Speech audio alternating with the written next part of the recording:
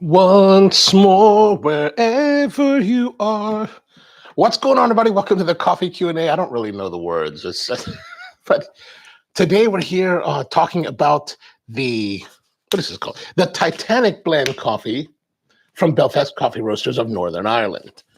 What's going on, everybody? Welcome to the Coffee Q&A. We're here every Monday through Friday, 10 a.m. Eastern, talking about coffee. So if you have questions about coffee, put them here or here.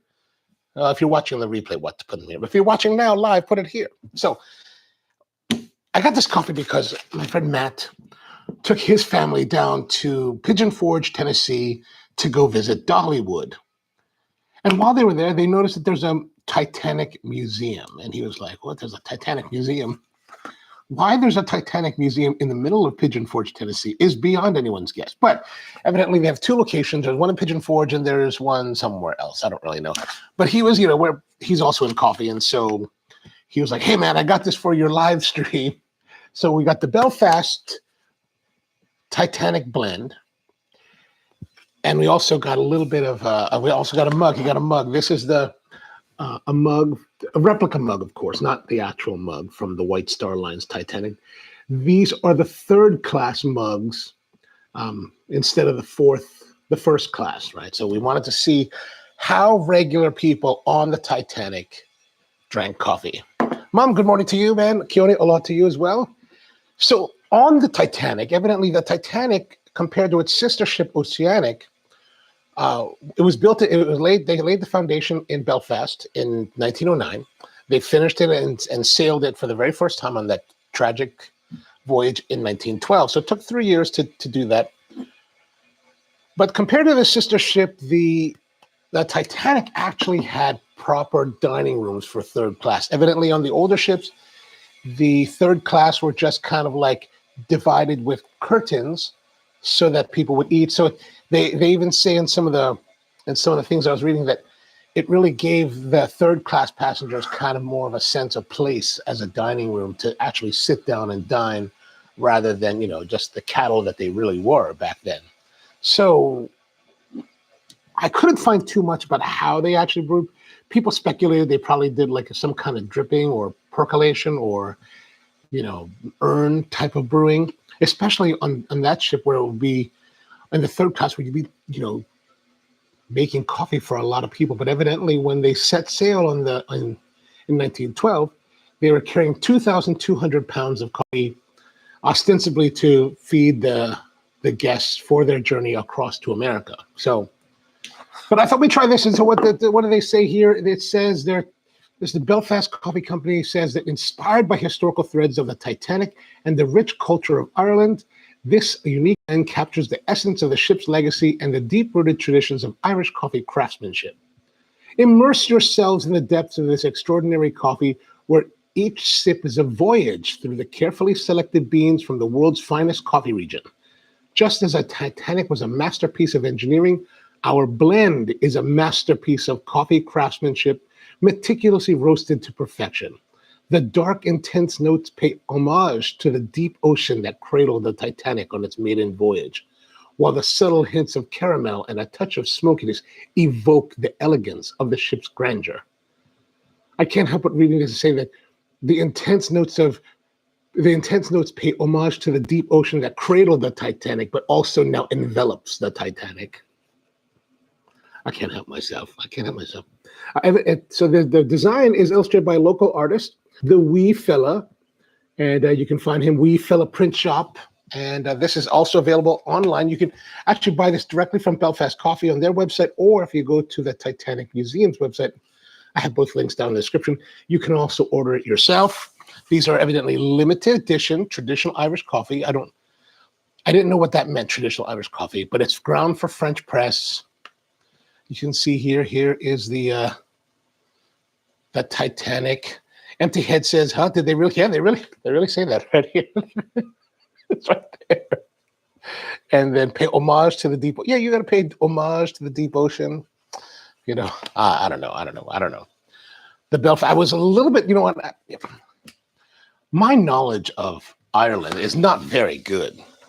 I've only been there twice, and when I saw this first. I didn't really. The name Belfast just didn't connect to me, and I was like, traditional Irish coffee. And then I was thinking, why is an Irish coffee? So because I know that White Star Lines is a British company, right? And I was thinking, why would an Irish company be making a blend for a British ship? No, I mean, I know that this is a little bit, but I was like, then I realized it's Belfast, oh, Northern Ireland. Oh, I get it now.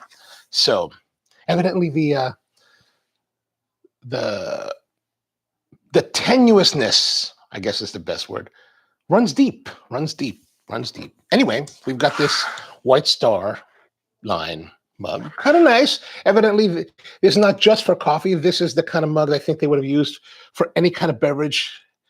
You know, third class is not getting differentiation of drinking vessels. They're just going to here you slop herder, take this and drink. So we're going to make the coffee as best as we can, probably, hopefully better than they would have served in third class. First class and third class, right? All together. Anyway, so we've got some coffee, some water boiling. Now, this coffee that they got is already ground for French press, right? So it is ground, but you know what? The French press, I want something a little bit cleaner. So what we're going to do is we're going to use a little bit of a different variation on that. We're going to use the Hario switch today to kind of get that same like immersion, steeping time, but we're also going to get the filtration of a nice, you guys know what I'm talking about. All right, let's have a look at our coffee here. So we got the Belfast coffee, traditional Irish coffee. I don't really know what that means. I was kind of thinking maybe should we be putting with whiskey? And if you're talking Northern Ireland, you guys can probably guide me this. Would it be appropriate to mix Northern Irish coffee with Irish coffee? All right, let's have a look here at the Empty Head says, just hearing you read that line woke me. All right, let's open. Okay, there we go. First look. Oh, I'm looking at it from the monitor's point of view. It doesn't look terribly dark. I was expecting it to be fairly dark. There's not much in the aroma department. So it says, if they go to their website, it says it's from Brazil, Cerrado, so the Cerrado region of Brazil, which is, I'm sure it's a fine place, but this is probably something like a fancy Santos type of coffee. Very, in the world of coffees, the fancy Santos from Brazil, they come from big plantations, from big farms where they have, industrial agricultural practices where they're using, I don't know if they actually use this in Brazil. I know they use this at Kauai coffee, but they use some of them will use modified blueberry harvesters that are these kind of like things like this, right? And they plant the tree because everything's relatively flat and huge. They can plant the coffee trees in rows, and these things can roll over the rows of coffee, and there are these big fingers that kind of go through it and shake it, and so that the coffee falls, and then they're collected, and so they can do much larger scale, which means that they get better economies of scale, and the coffee is a little bit cheaper, but also the coffee is a little bit more neutral tasting, right? If you're used to like co-ferments and natural processes and a lot of the stuff in specialty, they have very distinct flavors, right? Distinct. The Bourbon Fancy Santos tends to be relatively neutral tasting, right? Coffee tasting, but not terribly dramatic, because it's good for like blenders and fillers, and it's just good for straight up coffee, right? So let us have a look at. Let me wipe this out. It's a little bit dirty. We're going to pour out our sample here and see what does it look like. Yeah, the roasting that's actually fairly nice looking. Yeah, all right. I wonder if I took this peach, would that be a peach co-ferment? So there's not much aroma coming off it. It's just coffee. It's coffee. Not like craziness, right? Let's make sure our water's heating up again. We're going to get our Hario switch out to give it a try. the Hario switch. Peter, did you get your switch yet? If you're out there, there, the Hario switch with the bulb. Make sure your bulb is pushed. Make sure this lever is pushed up so that this is down, and the ball is down. Okay, make sure you do that. We're going to use our Hario O2 filters. We're on Hario all the way today. Fold that over a little bit. Put that in. Now we're going to just, I'm going to scale it directly on here so we don't have to like waste too much time. Tear it all up. Okay, good. Now we're going to add, of course, our normal 24 grams of coffee.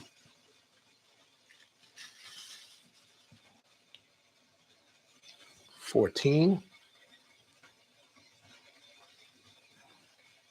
Okay, we put all the coffee in there, 18 grams.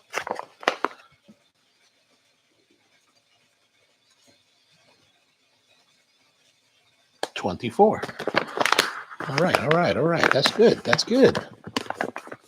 24 grams. The coffee is boiling. I mean, the water is boiling heavily.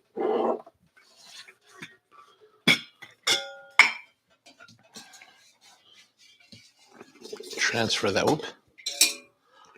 Transfer that. We're going to tear out the scale as well.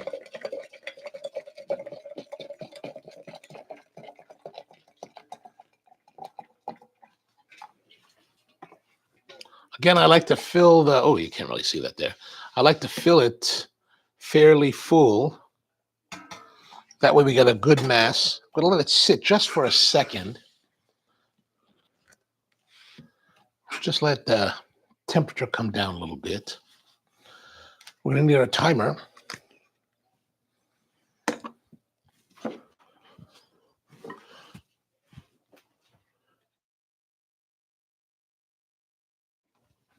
All right, so let's. Oh, all right, now to get going. We're going to start our timer, and we should even that out. Now that doesn't. By the way, before we start, this does not look like French press to me. This looks more like pour over, medium. But it says French press, so we're going to go with their French presses. What, do they have any directions? Any other directions? Brew 3 to 5 minutes for an espresso machine should take 25 seconds. They don't add spoonful or more for a stronger brew. Grind your coffee to suit your coffee maker. Okay, we don't really. Well, this is a pre-ground, so we can't do any grinding. All right, we're going to go anyway. And here we go. So we're just going to saturate the coffee right about there. So that's what, 60 grams. Okay. Just want to make sure that we get as much water as we can to fully immerse the coffee. We're getting a little bit of sinkage. So there's some sinkage. So that means there's actually some, as we see the bubbling, there's some kind of, nice stuff going on there, meaning that we've got, I mean, this looks too fine for this style of brewing, but yes, I agree, Keone. It does look very fine for French press. This looks actually maybe too fine for even pour over. Perhaps when they say French press, this and use this grind, this is how they get more flavor out of the coffee, right? Oh, now we're going to go all the way. We got all that wet. We're going to go all the way to as our 350 if we can. I don't think this whole 350. We're going to hear I'm going to go to 250. And that's going to fill up the Hario switch. So we're just going to, when we get that into our carafe, we're going to fill up with another 100 grams of coffee to balance that out. So we're just going to wait 3 minutes. So we're almost, we're close to halfway there already. We're going to get our Temu special, $6, or it was $6 a few months ago. I don't know if it's going to be $6 now, but this is actually, like, I bought a few things from Temu, and they have been, they're inexpensive, so you get what you pay for. But this one, $6, man, you really get. This is actually really nice. Like, I think this is actually very, very nice. I don't know how it compares to the Hario. I should, when next time I go see see a Hario, I should really compare it the two. But at least compared to the Yama, like the Yama feels like heavier than this one. But this one feels very nice. Like I'm actually thinking about buying more of these for the new shop. All right, 2 minutes, 15 seconds. We're just going to let the heat dissipate. I think that's just basically a part of the Hario switch experience.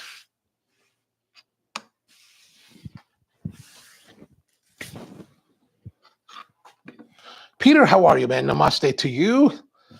Did you get your switch yet? All right, we're coming up in 3 minutes, 50, 10 more seconds. So, oh yeah, we can actually move that. I don't even know I'm seeing that. There's a little bit of leakage. All right, 3 minutes. So we're going to push up on the valve and it's going to flow down. As you can see here, it's flowing down. Now on the scale though, there was a little bit of a dot. Look at that. So there could be some kind of, that might've been right from the very beginning, when we started the pour. So some of the coffee, water flows to the coffee and it just kind of probably gets by it, but then once the weight of the water gets on top of the ball, obviously it did seal it because we don't have any leakage now. All right, so what we're doing is we're waiting for the coffee to flow through the filter. And then what we're going to do, because this only holds about 250 milliliters of water, so it's kind of small for how we like to brew. So we're just going to fill it up and then add 100 grams to the carafe to give us the total volume that we're normally used to. Now, there was something that crossed my mind that if I just pour it straight in, does it get the same effect? I think it should, because whatever's being held back of that 350 is already saturated into the dry, or what was the dry coffee. So we should have the same brew ratio as we would in a larger vessel. All right, I think that looks good, right? That's pretty much done.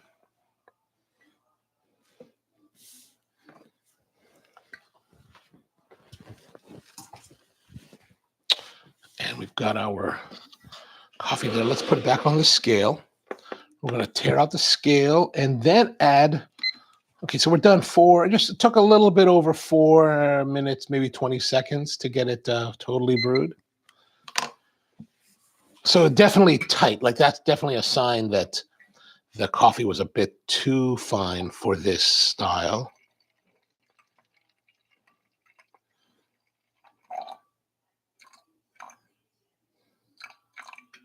"100 grams, perfect." All right, there we go. So now we've got our coffee.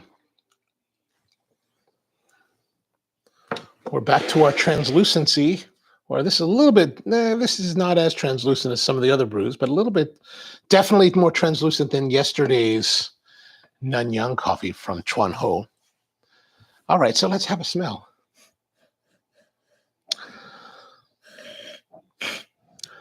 So if you're just joining us, this is the Titanic blend from Belfast Coffee in Northern Ireland. This is a homage to the Titanic and the deep ocean that envelopes the Titanic. This is says traditional English coffee, but I don't know what that really means. Coffee from Cerrado, Brazil. And, it's very, like I said earlier, I believe it's probably something like a Bourbon Fancy Santos, because very neutral. There's not really many flavor notes or aromatic notes coming off the coffee. It's just warm and coffee, like lightly coffee, which is a hallmark of Fancy Santos coffee, because it's really meant to be I say neutral, maybe benign is also another way to describe it, right? It's Irish whiskey, but here's the question. Like I said, I was asking this earlier probably before you joined us today. Coffee from Northern Ireland, whiskey from the Republic of Ireland. Do they go together? Okay, so we've also got our third class mug, right? This is the third class mug from White Star Lines.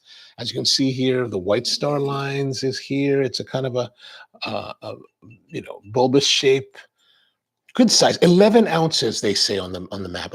Yeah, so it's from the Titanic Museum and made in China.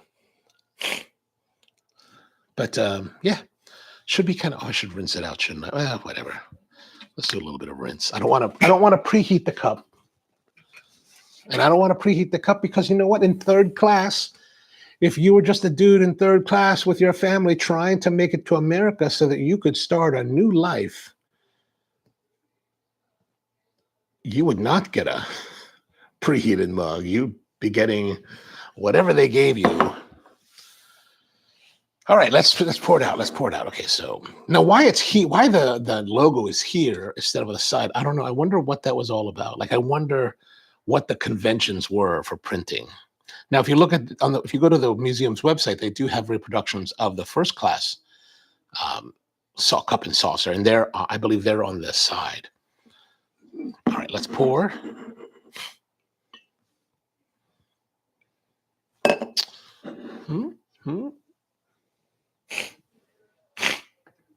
Okay. Again, not much aromatics coming off the coffee.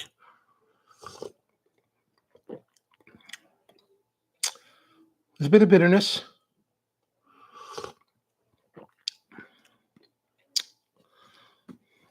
I mean, it's essentially what I would expect from a Brazil Bourbon Fancy Santos. Just neutral, relatively benign, maybe a little bit dirty. Yeah, on the finish now, there's a little bit of dirtiness to it. It's coffee. This is coffee. This is coffee that you would have in third class. That would be fine. Actually, I'm sure the coffee in third class was worse than this. It's coffee. Little bit of sweetness.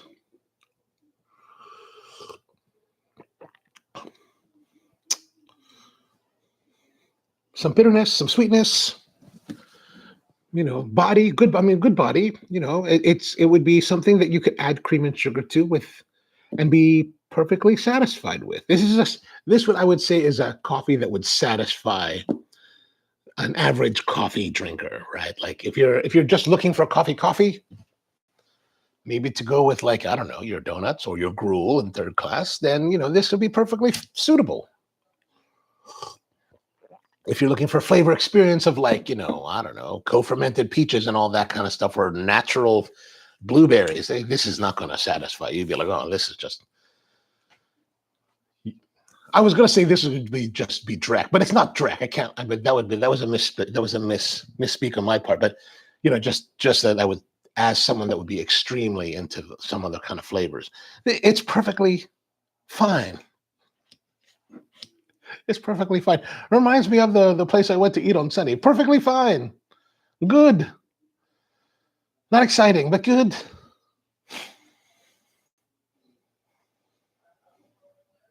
Peter says that's a Vietnamese flag on the mug. Oh, is it? Is White Star Vietnamese? Really? Oh, wrong switch. Let me turn that a little bit more so we can see of course, it's going to focus not on the mug. It's going to focus on me. There we go. White Star Lines. I can't really turn it over. Otherwise, it's going to. White Star, though, I wonder what. Well, and Keelan's saying, have you ever really got a good cup from mass-produced pre-ground coffee? I mean, what is a really good cup? Like, here's the thing. So, like, if I was served this, and I was at my local bakery, and I was having my chocolate frosted donut, beautiful raised texture, I'd be perfectly fine with this. I'd be fine. It's not. I would be in a place where I wasn't expecting a coffee experience, but I would like to have a decently pleasant coffee. Like, this is appreciably better, I think, than the coffee that I have at, like, IHOP when I go to get my yearly stack of free pancakes. Which, by the way, I understand is coming up. National Pancake Day is next month in September. So those of you in the United States, one day a year, National Pancake Day, they give you a free short stack of pancakes. So I usually get the regular stack and then I buy the regular stack and get the free stack. So I got 5 stack once a year, utter glory. If the coffee was, I'm actually tempted to bring my own coffee this year. But like if I had, this is fairly pleasant. And, you know, if I was drinking, like if I was having pancakes with syrup and butter and I wanted to add a little bit of cream and sugar, be perfectly fine. So that would be, to me, really good. But as a coffee on its own, for like we talked about, our hedonistic, pleasurable enjoyment, you know, if I was having a cigar and I had to have a coffee, this would be fine. But like, it's not the hedonism that we talk about. Empty Head says, LOL, made in China, representing. And Peter says, Vietnamese put a bit of fish sauce in their coffee roasting. Really? Huh. I didn't know about that.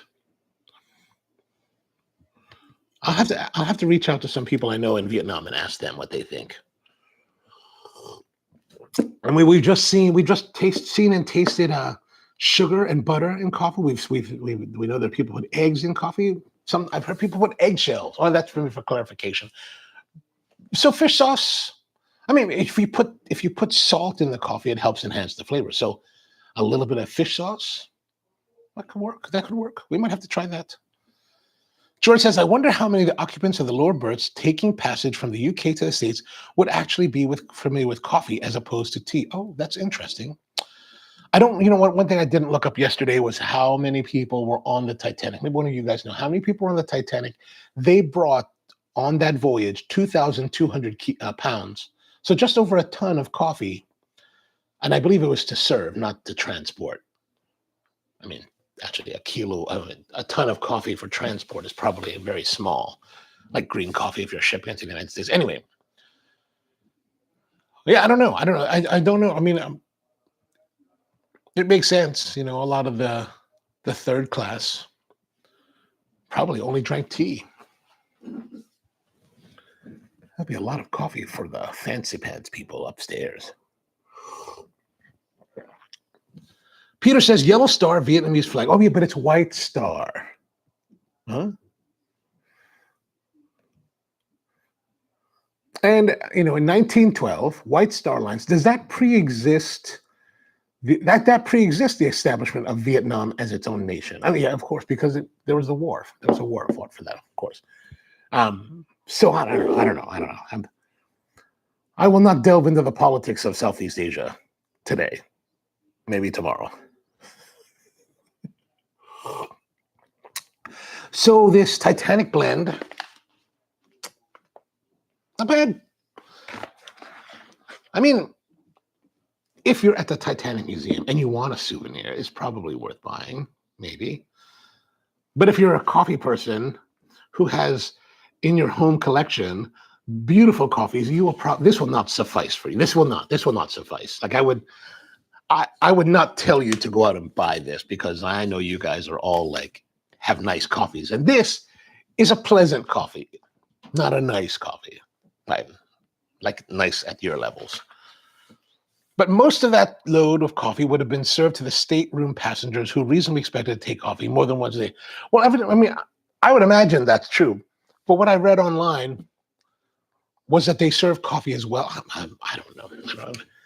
Personally, I'd probably drink tea because I just drink tea more than I do coffee. The coffee probably tastes better at the bottom. Well, this pays homage to that ocean. Kenny says, I just saw someone make Vegemite latte. Vegemite is really salty. Reminds me of hard shoyu. Oh, I tried Vegemite once. You know, and it's one of those things that I don't know if actually, I don't really recall if I liked it that much. Oh, Eduardo says, maybe buy it for the packaging. Yeah, you know, you can probably use it as a backdrop and, you know, like, Rose, why won't you let me get on the door with you, Rose?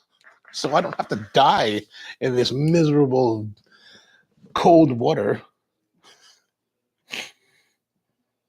Peter says, I didn't drink instant coffee, so I'll drink it. Oh, you'll drink this? All right, good.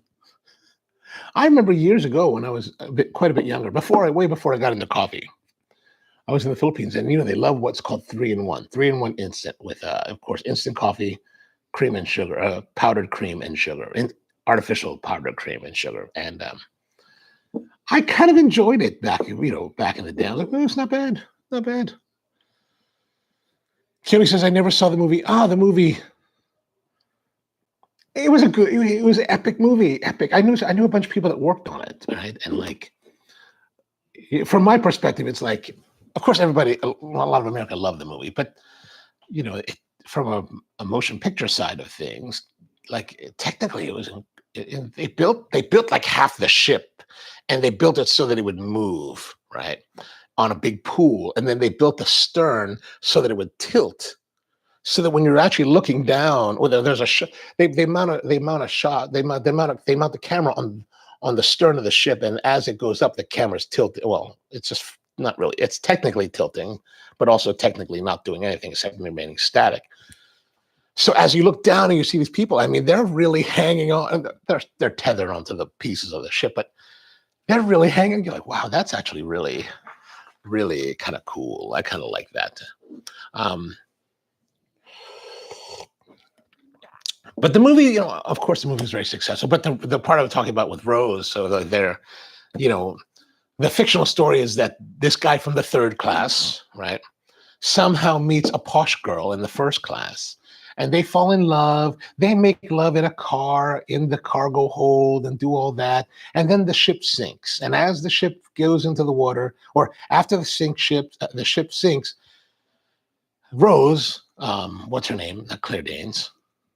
Well, Rose is hanging onto a door, and Leonardo DiCaprio's character, whatever his name is trying to, it wants to be with her, but can't be on the door because, otherwise they'll sink and they'll both die. So he's just hanging on for dear life, trying to not to succumb to the freezing cold water.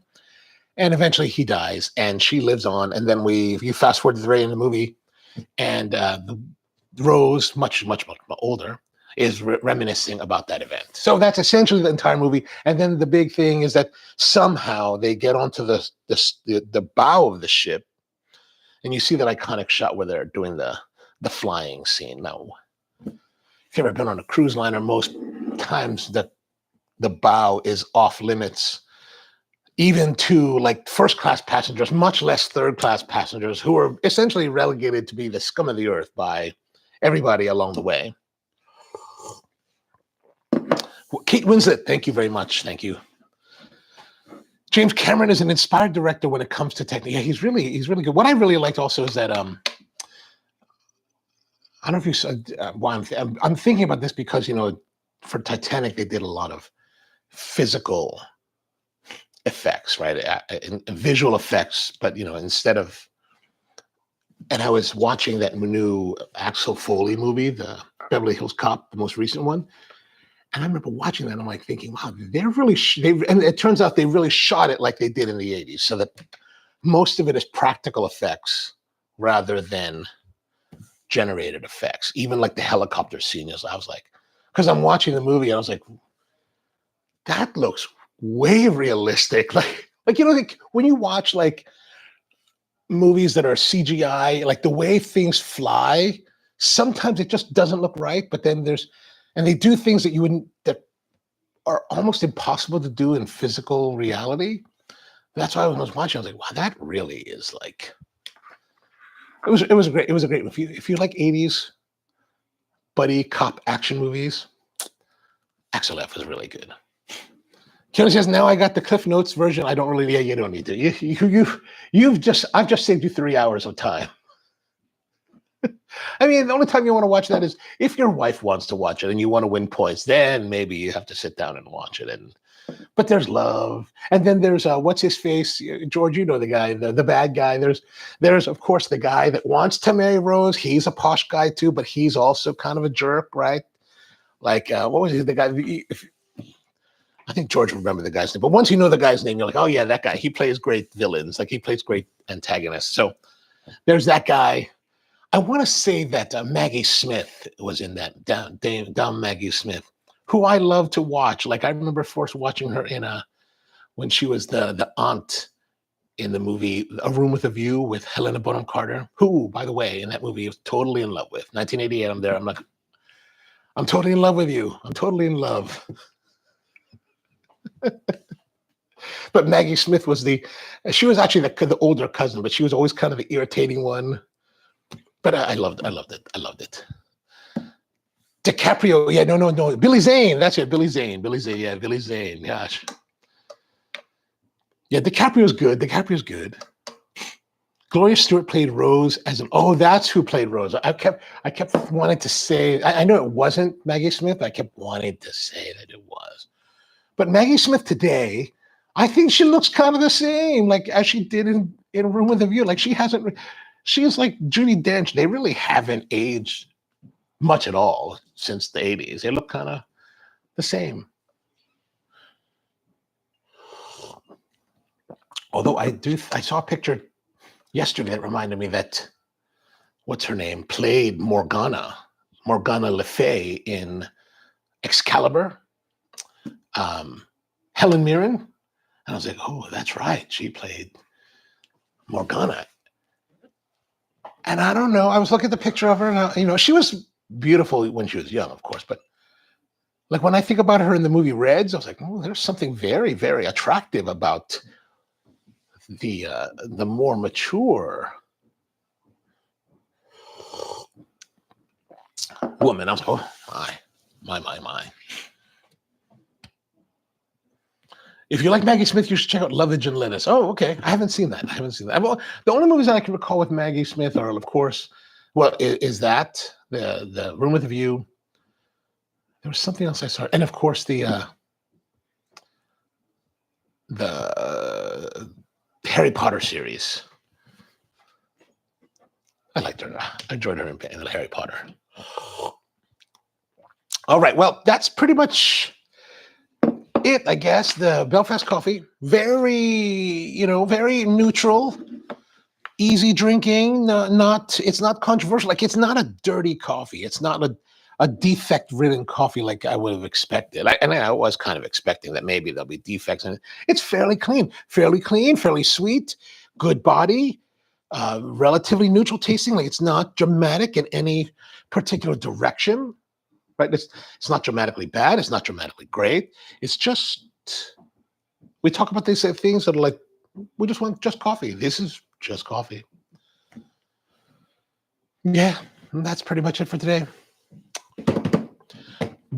So tomorrow we're actually going to be having Eduardo come on the show, where we're going to be talking with Eduardo. Eduardo is a barista at a place called Muri Muri Cafe in Mexico City. And, he's been part of our community for a while, and he's getting ready to compete in the Mexican Brewers Cup Championship that's happening in 2 weeks at their Expo Cafe event. And so as he's preparing, he wants to talk a little bit about how we might be able to help him figure out, hopefully, something that will help propel him to the championship and then onward to the world champions representing Mexico. So hopefully we can come up with something good.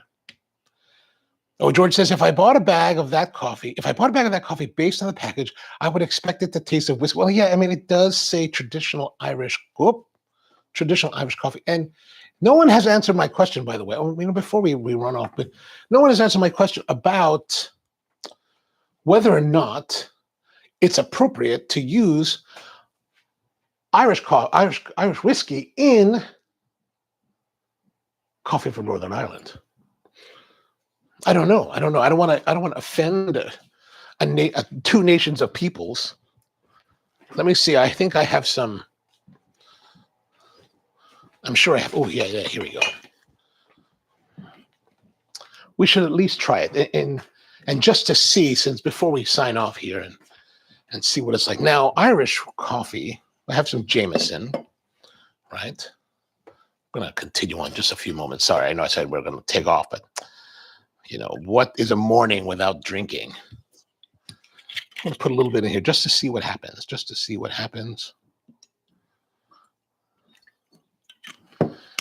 does that make it taste better? Jameson. Empty Head says, maybe if you're Irish Catholic, no. I guess, but I think the animosity still exists in both directions. Like from what I was told by some people when I was in Ireland 2 years ago, it's evidently there's still some sub level of tension that, like when they were talking about the whole Brexit thing, that somehow the Brexit could reignite the tensions, and I was like, wow, really? It's still going on. I mean, I only read then how bad it was. All right, let's see. So we got nice aromas there, nice aromas.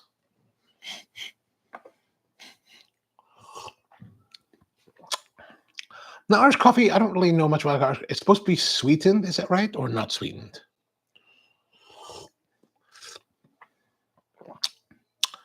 It does give a nice depth of character, just that these two ingredients on their own.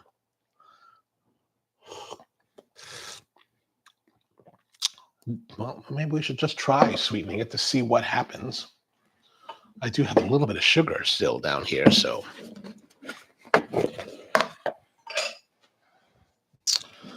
Oh, nothing like drinking in the morning to get your day rolling.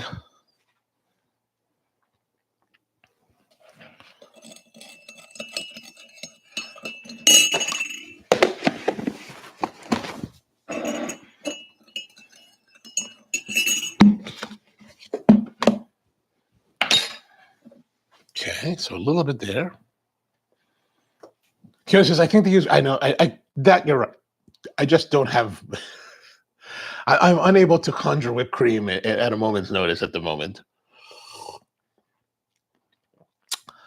So it pops it a little bit more, right? Gives it a little bit of sweetness. But I don't know if I like it better with sugar. I think I liked it better without the sugar. It was a lot more subtle. The alcohol didn't feel as sharp. Like I think it also, while it sweetens the mix, it also kind of sharpens the bite of the alcohol. George says, need whipped cream too? Yeah, okay, gotcha. Next time we'll do an episode where we actually talk more about whiskey, Irish whiskey, because I was just before I came on today, I was looking at this. I found this video of this Japanese guy that had this contraption where he had like a snifter, or like he had actually a stem glass, right? And he put it in this cradle, and there was a alcohol burner here, right here, and he would turn this with the whiskey inside, so it would, I guess, cause it to aerate or whatever that's called. Then he took it off, ignited it, fired it, added the coffee, added the cream, and I was like, oh, that looks kind of interesting. I don't know if that's really how you do it. Like I said, I don't know much about Irish whiskeys. We do make an Irish coffee every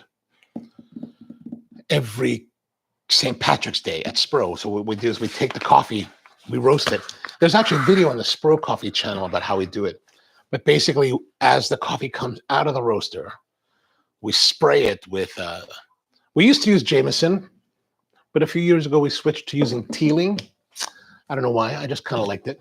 And spray the coffee with the alcohol, and it evaporates, but maintains the flavor. Kind of nice. It's kind of nice. It's kind of pleasant. It's a way for us to get Irish whiskey tasting coffee without actually having to worry about the alcohol. Gosh knows, the last thing I want is the liquor board coming in and like shutting us down because we're serving and we're not. It burns off the alcohol, so that's a nice thing.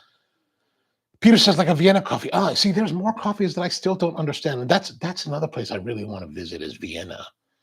I now have a friend that's in Vienna, and I was like, dude, I need to come visit you and check it out. Maybe we can go to visit some coffee shops. Friend of George. George says, by the way, pretty sure Irish coffee isn't really from anywhere in the UK, rather invented in the States. Oh, really? Oh, that wouldn't surprise me. And using Japanese whiskey. See, Japanese whiskey is really good as a general statement or as a Irish coffee. I agree. The Japanese. I just have got this one that I have not tried yet. I picked it. I'm not a really big drinking guy, so I'm really bad at drinking because this is a bottle that I picked up when I was in Tokyo over a year ago now. This is something called from the Fuji Gotemba distillery. And, I remember there was a day not too long ago, maybe like 2018 or maybe 2015, when I could go to Japan and buy a bottle of the Yamaki or the Hibiki 12. I could buy the Hibiki 12 for less than $30. And I was like, man, that has, and so like this is the Fuji Gotemba, which is in Japan. And it's also, non-chill filtered and whatever. It looks nice. Cheap. It was cheap. It was like less than $20, I think. So, I bought this to try. Of course, I haven't tried it. Maybe we'll try it soon on one of the live streams so we can talk more about it. Peter says it's for drunks not looking suspicious in the I don't know, here in America, especially. I grew up in Baltimore, right? So Baltimore is a very working class town. And we were just talking about this last night with some friends. They were like, are there still bars in the city? Because before there used to be like bars on almost every block, right? And especially in the working class neighborhoods. I think a lot of them are gone now, but like when we were young, like that was a big thing. Like the guys that were working overnight, they would get off at like 6 a.m. and go to the bar and drink, and the bars were open. I was like, wow. Yeah, times have changed. Times have changed. As a lot of the heavy industry has moved out, shipbuilding, steel making, the grain siloing, and the sugar. Sugar's still here, but it's different, right? Like those neighborhoods, Dundalk, Essex, Locust Point. I spent a lot of time in Locust Point when I was young. Those are all very like working class neighborhoods with, from immigrant families from Europe originally. My best friend in elementary school, his family was, Irish, Polish, Irish. And yeah. George says that idea is fun. Maybe it should appear in the menu next year. Oh, yes, for sure. Oh, this is owned by Kirin. Oh, is it? Okay. So I don't know if it's in America yet, but hopefully not, because if it's, it does say, I do have a tag here that says Kirin, so you're totally right on that. I'm totally not even paying attention. But yeah. Bought it in a Konbini. I don't remember where I bought this. I probably bought this. I could have bought it at this, where I like to stay now is a place called Sotetsu Fresa in Ginza Nana Chome, which is, I can get the rooms there for like $85 a night, sometimes $75. And there's a Family Mart in the base, in the lobby, in the first floor. So I could have got it there, or I there's also a Don Quixote, which is just down the street, as well as a big whiskey shop about 2 blocks away. So I'm sure I didn't get this at the whiskey shop. I probably bought it at the Don Quixote. They have a big like selection of stuff there, and so I was just looking to see about something like relatively affordable that I could try and maybe be cool and ahead of the trend. Of course, I haven't tried it, so I can't even know if I'm ahead of the trend or not. Season 2 of The Wire. We should do season 2 of The Wire for sure. Oh yeah, that's because of those neighborhoods, right? Exactly. And then Kenny says there are still bars in New Zealand that close their doors for 2 hours, although people are still in it. Just yeah, I believe it. I've been in places like that. Like I remember one time we were in there was one time I was in France, in Paris, and there's a closing time, right? Like they close at 11 or something, and I was eating there, and I got there like at 10 o'clock. So I was having dinner, and then the owner comes up to me and she's like, I just want to let you know that we're closed. And I was like, oh, do you want me to leave? And she's like, no, well, I just want you to know that we're closed, but some of the regulars are staying. If you want to stay, you're welcome to stay, but they're going to smoke, if that's all right. And I was like, smoke? Can I smoke a cigar? And she was like, yeah. I was like, I will stay. Bring me more beer. So I like places like that. I like that. I like that. Actually, there was this one place we used to go to that served after hours. And at the time, one of my really good friends was chief liquor inspector of the town that we were in. And I was like, oh yeah, we're gonna go. He's like, you know those people, right? I was like, well, not really, but he's like, let's go. I was like, I'm not gonna take you. Are you gonna bust them? He's like, no, dude, I just want a drink. All right, let's go. So there we are drinking, 4 a.m, 2 hours past closing, or the service time, with the chief liquor inspector of that town. I was like, that's funny. That's funny. All right. Anyway, so that's good for today. Thank you very much for tuning in. Appreciate you being here. We're back in tomorrow with Eduardo to talk about the Brewers Cup and what kind of issues he may be facing, and perhaps with solutions that can help him take the crown and represent Mexico in the World Championship. So tomorrow, 10 a.m., if you have the time, come join us. If not, we'll see you whenever you can. All right. So hope you have a great one, and see you next time.